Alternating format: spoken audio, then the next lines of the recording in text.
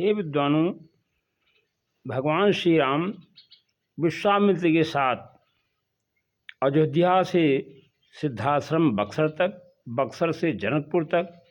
और जनकपुर से विवाह के बाद अयोध्या तक वापसी में कितनी नदियों को पार किया वो आप जानिए। भगवान श्री राम सरजू नदी के दक्षिण तट से अयोध्या से टांडा तक 64.8 किलोमीटर चले। थिरुआ नद दूसरा है, थिरुआ नद, थिरुआ नाला जिसको कहते हैं। तीसरा है पिकिया नदी, चौथी छोटी सरजू नदी,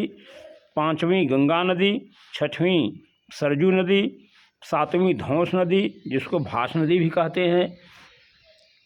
आठवीं मिसरौली नदी, नौवीं काव नदी, 10वीं भैंसाहा नदी, 11वीं छेरा नदी, 12वीं बनास नदी, 13वीं कुमारी नदी, 14वीं सोनभद्र नद, 15वां वाया नदी, 16वां कदानी नदी, 17वां मीनू नदी, 18वां बाराही गंडकी, 19वां बागमती नदी, 20वां छिर्रोई नदी जिसको दूधमती नदी कहते हैं, 21वां कमला नदी,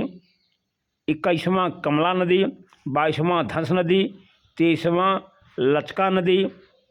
24वां खनमा तोल नदी, 25वां गोराघाट नदी, 26वां बिमला नदी, 27वां जमनी नदी, 28वां जलाई नदी, 39वां बिग्घी नदी, 30वां जंघा नदी, 31वां रातो नदी, 32वां मरहा नदी, 33वां हरसंगड़ी नदी, 34वां जमुरा नदी, 35वां लक्ष्मणा नदी जिसको लखनदेई नदी भी कहते हैं,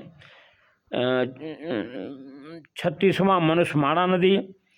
37वां हरदिया नदी, 38वां बूढ़ी गंडक नदी, 39वां नारायणी गंडक नदी,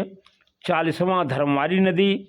41वां छोटी गंडकी नदी, 42वां राप्ती नदी,